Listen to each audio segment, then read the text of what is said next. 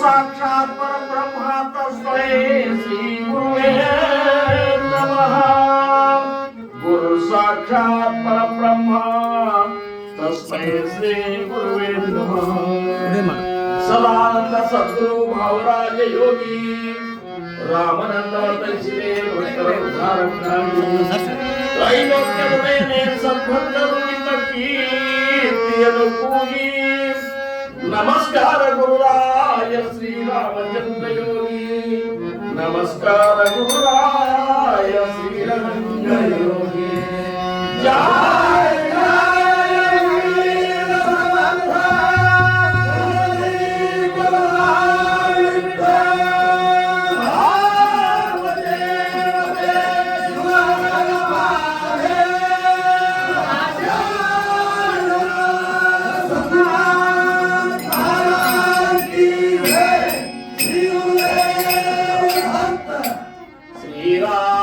ಜಯ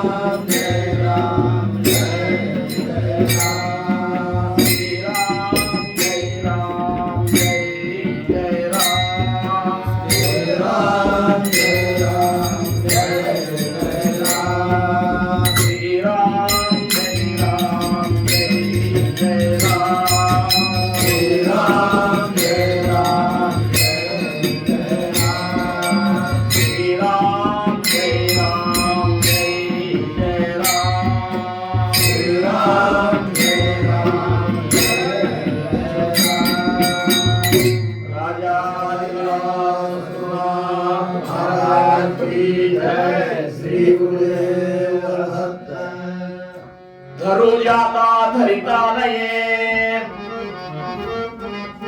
टाकू जाता टाकिता नये जेथे तेथे आहेच आहे ते परब्रह्म जिकडे तिकडे जेथे तेथे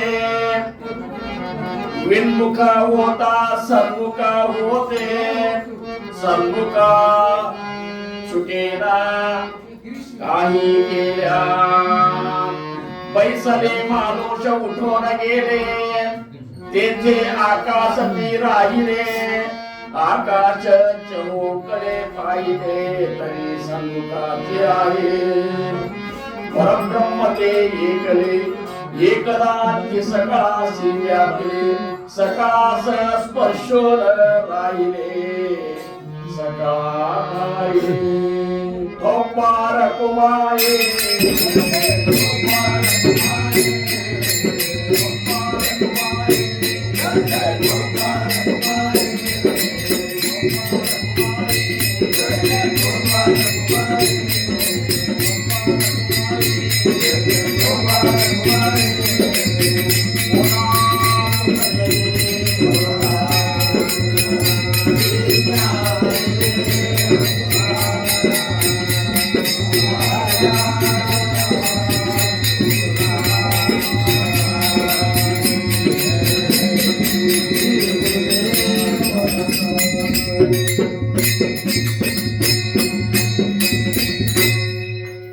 ते परे होनी परा मना बुद्धी अगोचर संग सोडिता सत्वर पाहिजे ते जय जय रघुवीर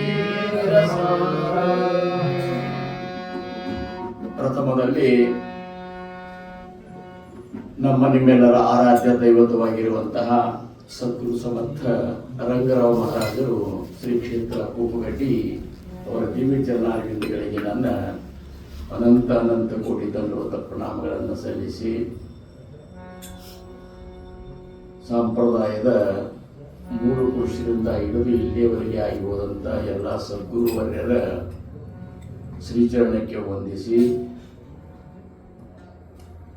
ಸಮರ್ಥ ರಾಮದಾಸ್ ಮಹಾರಾಜರ ಶ್ರೀಚರಣಕ್ಕೂ ದಂಡವತ ಪ್ರಣಾಮಗಳನ್ನು ಸಲ್ಲಿಸಿ ಇಂದು ಈ ಒಂದು ಸಪ್ತಾಹದ ಮಂಗಲಮಯ ಕಾರ್ಯಕ್ರಮಕ್ಕೆ ಆಹ್ವಾನಿತಗೊಂಡಿರುವಂತಹ ನಮ್ಮೆಲ್ಲರಿಂದ ಪೂಜೆಗೊಂಡು ಇಲ್ಲಿ ಬಂದು ಉಪಸ್ಥಿತರಿರುವಂತಹ ಮಾವುಲಿ ಜ್ಞಾನೇಶ್ವರರ ದಿವ್ಯ ಚರಣಾರವಿಂದಗಳಿಗೂ ವಂದಿಸಿ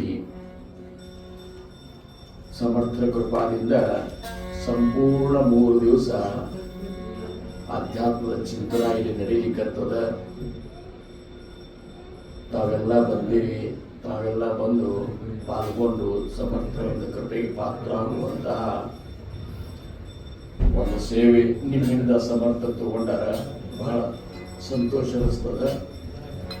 3 ದಿವಸದ ಒಂದು ವಿಚಾರದೊಳಗೆ ಅಥವಾ ಚಿಂತನ ಮಂಥನದೊಳಗೆ ನಾವು ಯಾವುದನ್ನ ಚಿಂತನ ಮಾಡಿದೆವು ಅಂತೇಳಿ ಒಮ್ಮೆ ಬೆಳಕು ಹಾಕಬೇಕಂತ ಸ್ವಲ್ಪ ಲಕ್ಷ ಕೊಡ್ರೆ. ಲಕ್ಷ ತಪ್ತು ಅಂತಂದ್ರೆ ಆ ಅಲಕ್ಷ್ಯ ಅಲಕ್ಷ್ಯ ವಸ್ತು ಅನ್ನುವಂಥದ್ದು ತಿಳಿಲಿಕ್ಕೆ ಸಾಧ್ಯ ಇಲ್ಲ. ಶ್ರೀರಾಮ್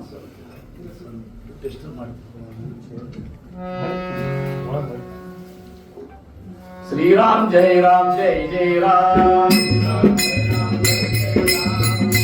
ಜಯ ರಾಮ್ ಜಯ ಜಯ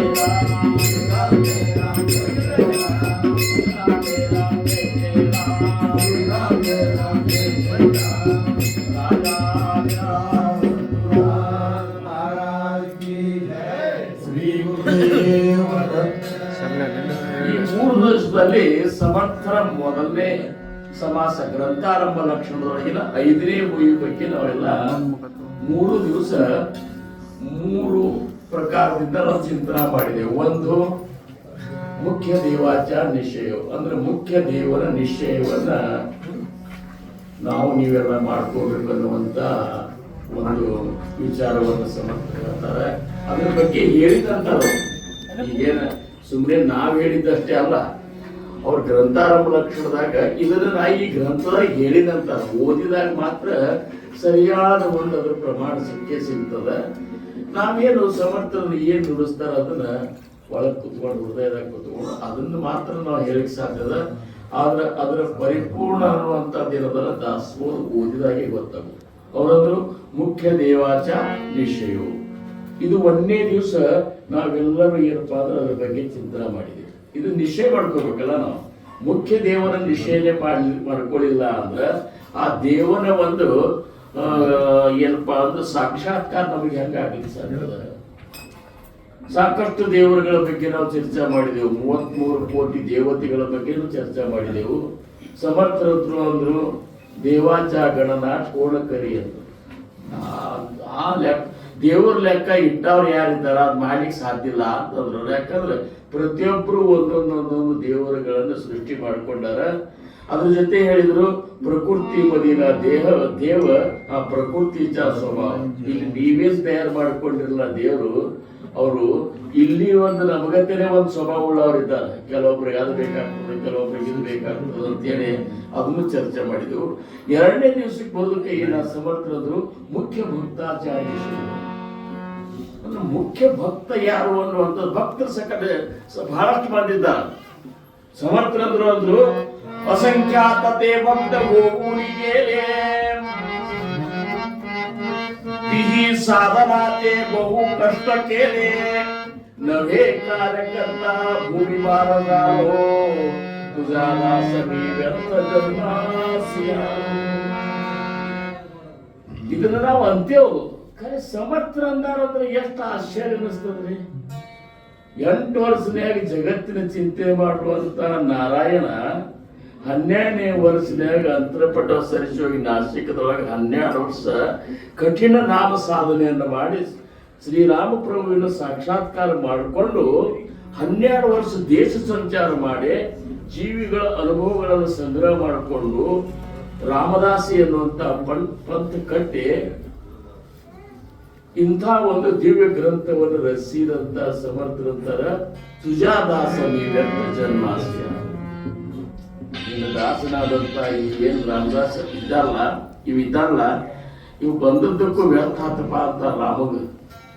ಮತ್ತು ಅವ್ರು ಮಾಡಿದವ್ರು ಹಂಗಂತಾರ ನಾವ್ ಹೆಂಗ ಅನ್ಕೋಬೇಕು ಅನ್ನುವಂಥದ್ದು ನಾವೇ ನೋಡ್ಕೋಬೇಕು. ನಾವೇನು ಮಾಡೇವು ಅನ್ನುವಂಥದ್ದನ್ನ ಒಮ್ಮೆ ಒಳಗೆ ಹೊಕ್ಕ ನೋಡಿದೇವಂದ್ರ ನಾವು ಮಾಡೇವಂತ ತಿಳ್ಕೊತೇವೆ ಕರೆ ಸಮರ್ಥರ ದೃಷ್ಟಿಯೊಳಗೆ ಜೀರೋ. ಯಾಕಂದ್ರೆ ಅವರೆಲ್ಲ ಹಂಗೆ ಮಾಡಿದ್ರು ಸಹಿತ ಭಗವಂತ ಅವ್ರಿಗೆ ಒಲಿಬೇಕಾದ್ರೆ ಎಷ್ಟು ಕಷ್ಟ ಆಗಿದೆ. ಇಲ್ಲ ಇವತ್ತೇನು ಬಂದದಂದ್ರೆ ಜೀವ ಶಿವಾಚ ನಿಶ್ಚಯೋ ಗೋಲಿಲ್ಲ ಆಸೆ ಅಂತ ಓವಿ ಅದ, ಅದನ್ನು ಹೇಳಿನಪ್ಪ ಅಂತಾರ. ಜೀವ ಮತ್ತು ಶಿವ ಇವರ ಐಕ್ಯತೆಯ ಬಗ್ಗೆ ನೀವು ತಿಳ್ಕೋರಿ. ಜೀವ ಯಾರು, ಜೀವಾತ್ಮ ಯಾರು, ಶಿವಾತ್ಮ ಯಾರು, ಮತ್ತು ಶಿವಾತ್ಮ ಯಾರು, ಇದ್ರ ಮುಂದಿನ ಒಂದದ ಪರಮಾತ್ಮ ಯಾರು.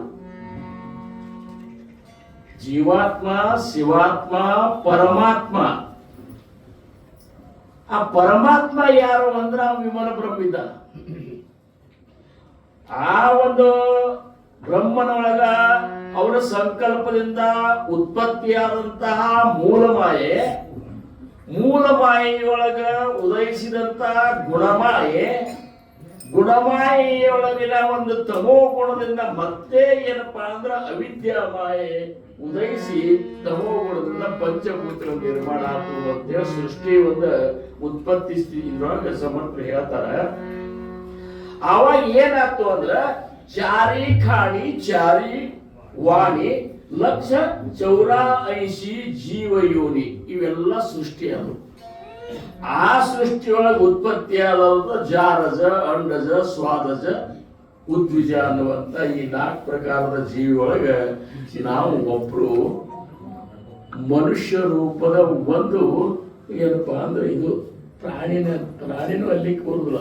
ಇದೊಂದು ಅಂದ್ರೆ ಆ ಒಂದೆಲ್ಲ ಲೆಕ್ಕದಾಗ ನೋಡಿದ್ರೆ ದುರ್ಬಿನ ಹಚ್ಚಿಕೊಂಡ್ರು ಸಹಿತ ನಮ್ಮದು ಎಷ್ಟದ ಅಂದ್ರೆ ಪಾತ್ರ ಕಣ್ಣಿಗೆ ಪಟಕ್ಕನ ಎಲ್ಲರಿಗೂ ಕಾಣಿಸಲಾರ್ದಂಥದ್ದು ಒಂದು ಜೀವಿ ಇದೆಯಲ್ಲ.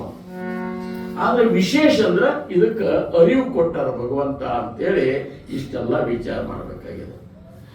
ಆ ಜೀವಿಯೊಳಗ ಏನು ಸ್ಥಿರವಾಗಿರುವಂತಹ ಆತ್ಮ ಸ್ವರೂಪ ಏನದಲ್ಲ ಅದು ಜೀವಾತ್ಮ ಅನಿಸುವುದು.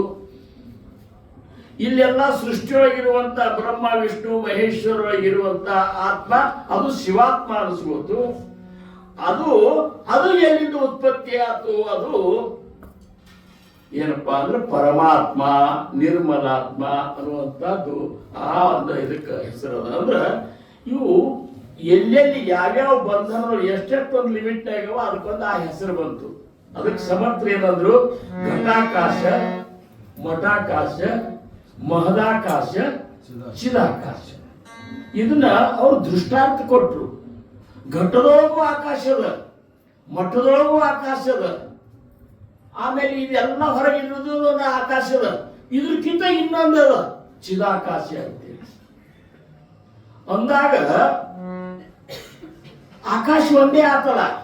ಒಂದು ಸಮುದ್ರದ ನೀರು ಒಂದು ಇದ್ರಾಗ ತಂದೇವು ಅಂದ್ರ ಈ ಗಿಂಡಿ ಆಗ್ತಂದ್ರು ಸಹಿತ ಅದು ಗಿಂಡಿ ಒಳಗಿದ್ದು ಸಮುದ್ರ ನೀರನ್ನೇ, ಆದ್ರೆ ಅದಕ್ಕೆ ಉಪಾಧಿ ಏನಾಗ್ಯದ ಗಿಂಡಿ ಆಗ್ಯದ. ಗಿಂಡಿ ಈ ಮನಿಯೊಳಗೂ ಆಕಾಶ ಅದ, ಅಲ್ಲಿ ಹೊರಗದ, ಇಲ್ಲಿ ಅದ. ಇಲ್ಲಿ ಏನು ಉಪಾಧಿ ಆಗಿದೆ ಅಂದ್ರೆ ಈ ಮನಿ ಉಪಾಧಿ ಆಗಿದೆ. ಇದಕ್ಕೊಂದು ಬಾಗಲ ಹಚ್ಚೆವು, ಇಲ್ಲಿ ಆಕಾಶದ ಇಷ್ಟೇ ಅದ. ಇದ್ರ ಹೋದ್ರೆ ಇದು ಆಕಾಶನೇ ಅದ. ಅದಕ್ಕೆ ಅಂತರಾತ್ಮ ಅಂತಾರ. ಏಕನಾನಾ ಪ್ರತಿಮಾ, ದುಸರಾತೋ ಅವತಾರ ಮಹಿಮಾ, ತಿಸರಾತೋ ಅಂತರಾತ್ಮ, ಚೌತಾತೋ ನಿರ್ವಿಕಾರಿ, ಅವನೇ ವಿಮಲ ಬ್ರಹ್ಮ ಅಂತೇಳಿ ಇವತ್ತು ಸಮರ್ಥರಿಗೆ ಹೇಳಬೇಕಾಗ್ಯದ. ಅದು ತಮ್ಮ ಸ್ವರೂಪವನ್ನೇ ಈ ಪ್ರಕಾರ ಓವಿಗಳ ಮೂಲಕ ತಿಳಿಸ್ಲಿಕ್ಕೆ ಡೊಬ್ಬಾರ ಕುಮಾರಿ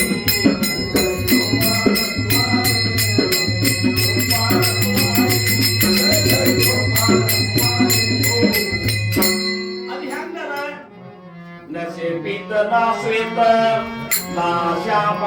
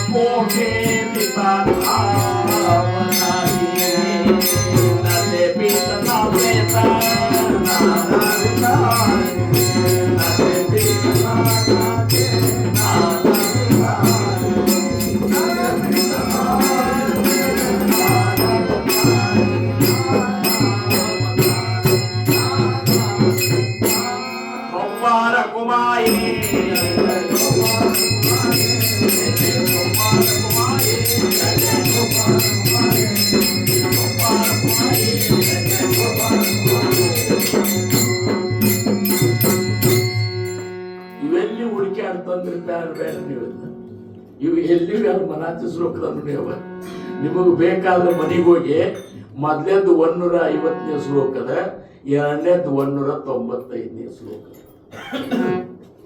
ಇವನ್ನ ಅರ್ಥ ಮಾಡ್ಕೋ ಸಂಬಂಧ ಜನ್ಮಗಳು ಹೋಗಿ ಎಷ್ಟೋ ಮಂದಿಗೆ ಇದನ್ನ ಅರ್ಥ ಮಾಡ್ಕೋ ಸಂಬಂಧ. ಯಾಕಂದ್ರೆ ಉಳುಕಿದ್ದೆಲ್ಲ ಅರ್ಥ ಆಗ್ತದೆ, ಕಣ್ಣಿಗೆ ಕಾಣಿಸೋದು ನಮಗೆ ಅರ್ಥ ಆಗ್ತದೆ. ಇದು ಹಿಂಗೆ ಅದ, ನಮ್ಮ ರಘು ಹಿಂಗೆ ಇದ್ದಾನ, ಸುಭಾಷ್ ಹಿಂಗೆ ಇದ್ದಾನ, ನಮ್ಮ ಇವರು ವಕೀಲರು ಹಿಂಗೆ. ಇದು ಕಣ್ಣಿಗೆ ಕಾಣಿಸೋದು ಏನು ದೊಡ್ಡಗಾದಲ್ಲ, ಇದು ಹಿಂಗೆ ಕಾಣಿಸ್ಯಾರ ಅವರು ಮಹಾರಾಜರಾದ್ರು.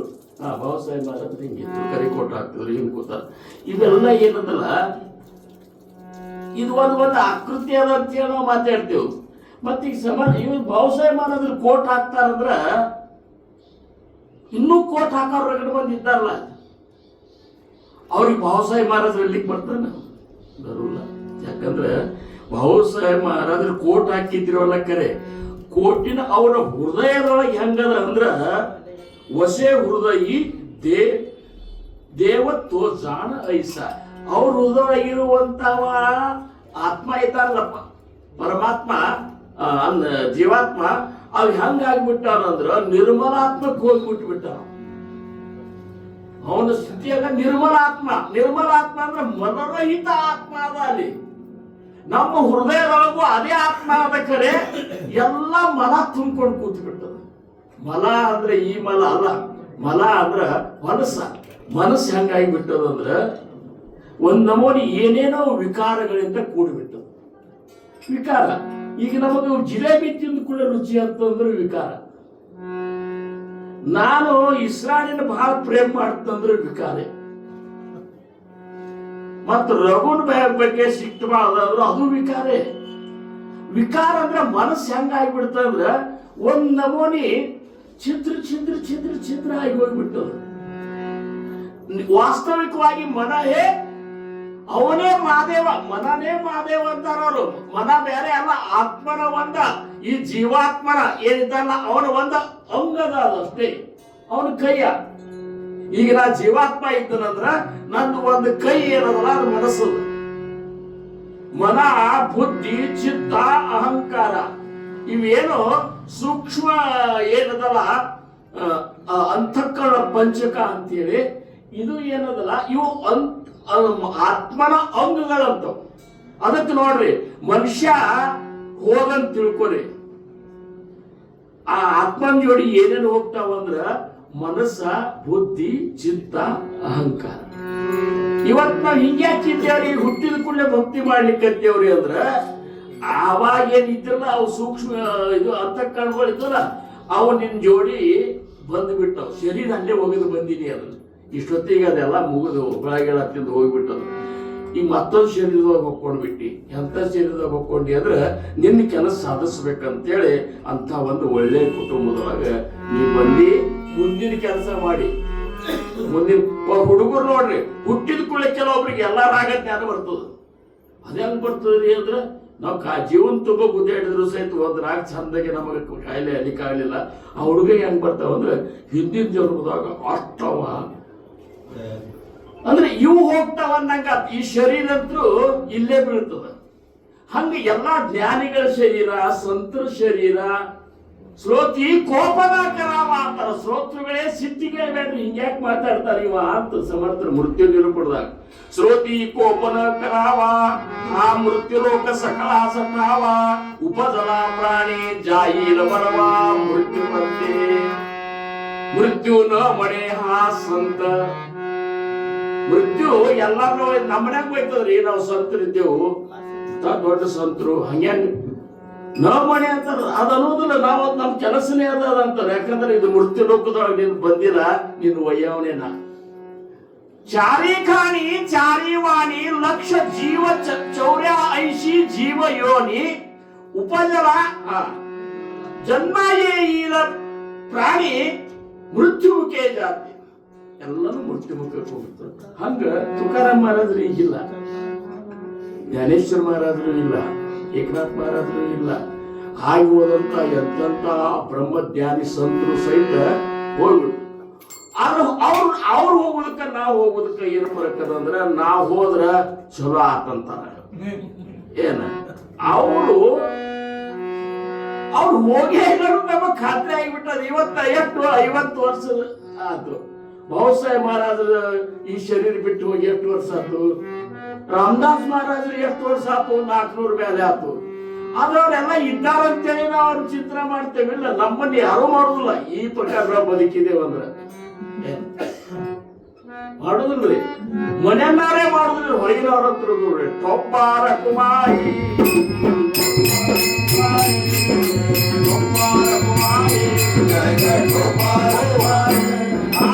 ಹೋಗೋದ್ರಾಗೆ ಒಂದ್ ಚಲೋ ಫೋಟೋ ಮಾಡಿ ಅವಕ್ಕೆಲ್ಲ ಗಾಡಿ ಫಿಕ್ಸ್ ಮಾಡ್ತೀರಿ, ಯಾರಿಗೂ ತೆಗಿಲಿಕ್ಕೆ ಬಂದಿರಬಾರ್ದು.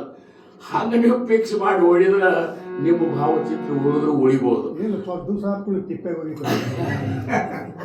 ಅಷ್ಟೇ ಅದ. ಅದಕ್ಕೆ ಯಾಕೆ ಸುಮ್ನೆ, ಅದಕ್ಕೆ ಅವರಂದ್ರು ಹರಿ ಹೆಮ್ಮೆ ಮಾಡಲು ಬೇಡಿ ಹೆಮ್ಮೆ ಈಡಾಡುವುದು ಹೆಮ್ಮೆಯಿಂದಲೇ ನೀವು ಕೆಳಬೇಡಿದಯ್ಯ. ಮುನ್ನೊಮ್ಮೆ ರಾವಣನು ಜನಕನ ಸಭೆಯಲ್ಲಿ ತನ್ನಾಳವರಿಯದೆ ಧನುವೆತ್ತನು ಉನ್ನತ ಧನುವು ಎದೆ ಮೇಲೆ ಬೀಳಲು ಬಣ್ಣ ಮಟ್ಟುವುದ ಕೇಳಿ ಬಂದಿರ ಕೇಳಿಲ್ಲ. ಅಂತವರೆಲ್ಲ ಹಂಗಾಗ್ಯದ. ನಮ್ಮಂತವ್ರು ಯಾರು ಅದೇನಂತಾರಲ್ಲ, ಮನ್ಯಾನ್ ದೇವರಿಗೆ ಹೋಳಿಗೆ ಸಿಗುವಂತಾಗಿತ್ತಂತ ಸುಭಾಸ. ಕಲ್ಯಾಣ ದೇವರ ನಮಗ್ ಹೋಳಿಗೆನ ಬೇಕಂತಿತ್ತು. ಹ್ಯಾಂಗ ಸಿಗ್ತದ? ಅದಕ್ಕೆ ನಾವು ಏನಾಗ್ಬೇಕಂದ್ರ ನಾವು ಅವ್ರ ಗತಿ ಆಗ್ಬೇಕಾಗಿದೆ. ನಮ್ಮ ಹೃದಯದೊಳಗ ಈ ಜೀವಾತ್ಮನೊಳಗ ಪರಮಾತ್ಮನ ಒಂದು ಲಕ್ಷಣಗಳೇನವಲ್ಲ, ಪರಮಾತ್ಮ ಅಷ್ಟೇ ಅಲ್ಲ, ವಿಮಲ ಬ್ರಹ್ಮನ ಲಕ್ಷಣಗಳೇನವಲ್ಲ ಅವು ನಮ್ಮಂತಲ್ಲಿ ಬರ್ಬೇಕು. ಆವಾಗ ನಮ್ಮನ್ನು ಹಿಂಗೆ ಇದ್ರಂತ ಯಾರು ಹೇಳಿಕೆ ಬರೋದಿಲ್ಲ. ವೇದಶಾಸ್ತ್ರಗಳಿಗೂ ಹೇಳಿಕೆ ಬರೋದಿಲ್ಲ. ಅದಕ್ಕೆ ಸಮರ್ಥರಾದಂಥವ್ರು ವೇದಶಾಸ್ತ್ರಗಳು ಸಹಿತ ನೇತಿ ಅವ್ರು ಹಿಂಗಿದ್ದಾರೆ ಹಂಗಿಲ್ಲೋ ಅಂತ ಹೇಳಂತದ ಶಾಸ್ತ್ರ. ಮನೋಡಿ ಸದ್ಗುರು ಪೂರ್ಣ ಪರೇ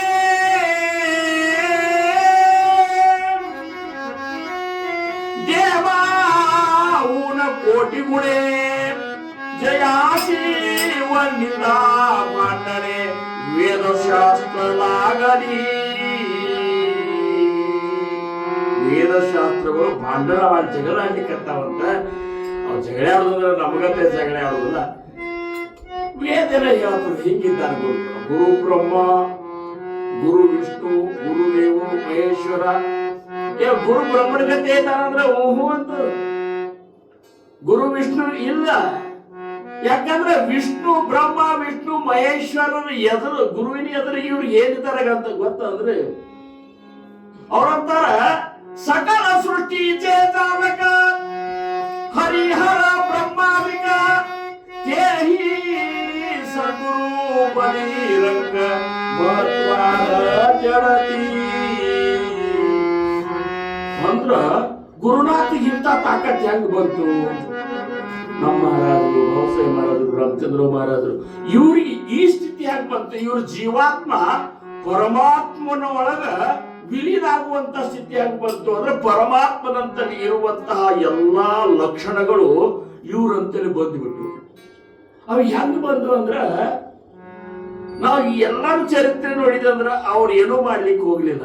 ಉಪದೇಶ ತಗೊಂಡ್ರು, ಸುಮ್ ಹೋಗಿ ಏಕಾಂತ ನಾಮಸ್ಮರಣೆ ಮಾಡ್ಕೋದಕ್ಕೆ. ಯಾಕ್ರಿ ಹೋಯ್ತು ನಾವು ಅದನ್ನೊಂದು ಬಿಟ್ಟು ಉಳಿಕಿದ್ದೆಲ್ಲ ಮಾಡ್ಲಿಕ್ಕೆ. ಮತ್ತ ನಾಮಸ್ಮರಣೆ ಮಾಡಲಾರ್ದ ನಾಮೀಯ ಸ್ವರೂಪ ನಮಗೆ ಅನುಭವ ಹೆಂಗಾಗ್ತದ? ಮಹಾರಾಜರು ಕೊಟ್ಟಿದ್ದು ಹೆಸರು ಬೇರೆ ಇರಬೇಕು, ನಾಮದ್ದು ಶಿವಾರ ಇರಬೇಕು, ಮತ್ತೇನ್ರ ಇರಬೇಕು, ಬೇರೆ ಬೇರೆ ಹೆಸರಿದ್ದು ನಾಮ ಇರ್ಬೇಕು ರಘು. ಆದ್ರ ನಿನ್ನ ಎದುರಿಗೆ ಬಂದು ನಾಮಸ್ಮರಣೆ ನಿಂದ್ರವ್ರು ಮಹಾರಾಜರು. ನಮ್ಮ ಎದುರಿಗೆ ನಾಮಸ್ಮರಣೆ ಒಳಗೆ ಯಾರು ನಿಂದಿರ್ಬೇಕು? ಮಹಾರಾಜರು ನಿಂದಿರ್ಬೇಕು. ಯಾಕಂದ್ರ ಅವರು ನಾಮದ ಒಂದು ಸಾಕ್ಷಾತ್ಕಾರ ಮಾಡ್ಕೊಂಡಾಗ ಆ ನಾಮ ಸ್ವರೂಪರವರಾಗ್ಯಾರ. ತಮ್ಮ ಸ್ವರೂಪವನ್ನು ನಮ್ಮ ಒಂದು ಶ್ವಾಸದೊಳಗೆ ಅವರು ಸ್ಥಾಪನಾ ಮಾಡ್ಯಾರ. ಅಂದಾಗ ನಮಗ ನಾಮಸ್ಮರಣೆ ಮಾಡಿ ನೋಡ್ರಿ, ನಿಮ್ಮ ಸದ್ಗುರುಗಳ ದರ್ಶನ ಆಗ್ಲಿಲ್ಲ ಅಂದ್ರ ದರಿಚೇಲಾವೇ ಮತ್ಸಕ. ಜ್ಞಾನೇಶ್ವರ ಇದನ್ನ ಕೊಯ್ದು ಕೊಡ್ತಾನಂದ್ರ ಜ್ಞಾನೇಶ್ವರ ಮಹಾರಾಜರೇನ್ರಿ, ನಾಮದೇವ ಮಹಾರಾಜರ ಅಂತದನ್ನಿದೆ. ಅವ್ರೇನ್ರಿ ಯಾವಾಗ ಎಲ್ಲಿ ಸುದ್ದಿ ಹೇಳಿಕತ್ತೀರಿ? ಬಾಬಾಸಾಹೇಬ್ ಮಹಾರಾಜರ ನೋಡಿ ಅಂದಾರಿ. ಬಾಬಾಸಾಹೇಬ್ ಮಹಾರಾಜರ ಹಿಂಗ ಅನ್ಕೋತಾನೆ ಇರ್ತಾರ. ಮುಂದೆ ಮತ್ತೆ ಯಾರು ಬರ್ತಾರ ಅವರು ಅಂತಾರ. ನಾವು ಅವ್ರ ಹತ್ರ ತಿಳ್ಕೊತಾನೆ ನಾವಿರ್ತೇವೆ. ಕೊಬ್ಬಾರ ಕುಮಾಯಿ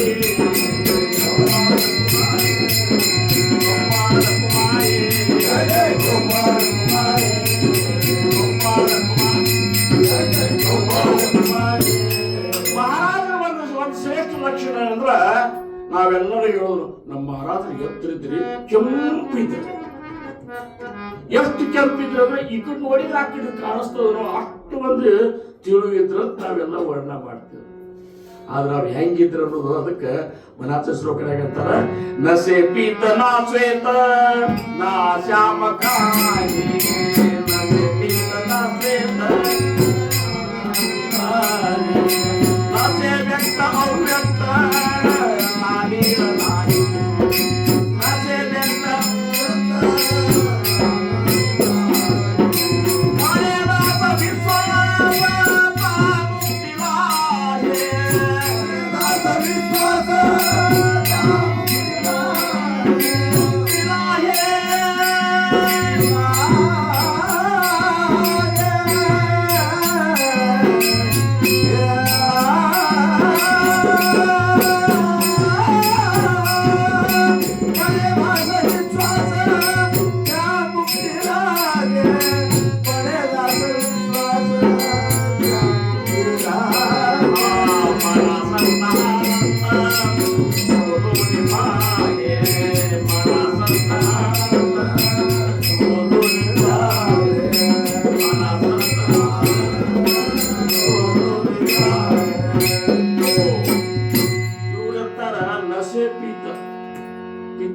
ಹಳದಿ ಅದ ಹೌದಲ್ಲ.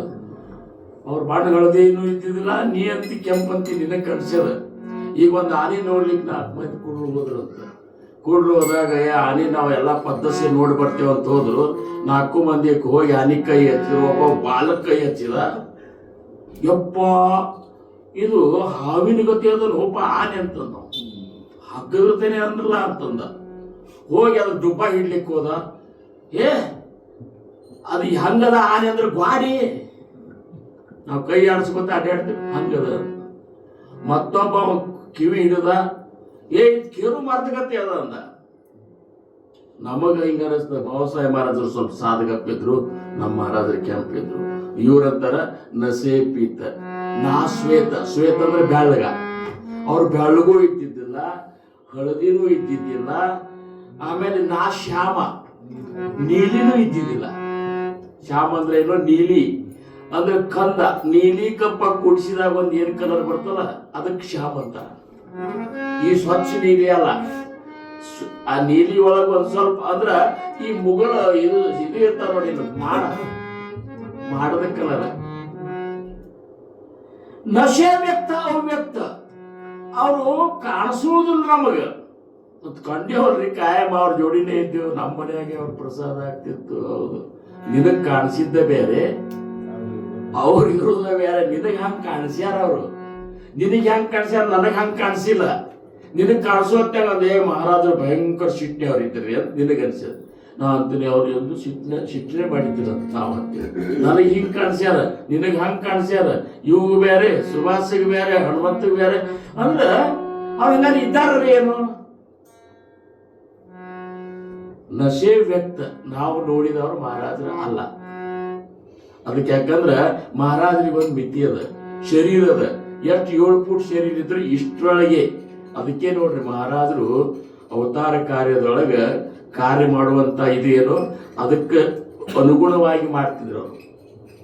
ಈಗ ನಿರ್ಗುಣದಾಗ ಹೋದಾಗ ಹೆಂಗಾಗ್ಯದ ಅಂದ್ರ ಪರಬ್ರಹ್ಮ ಪಾರಾವ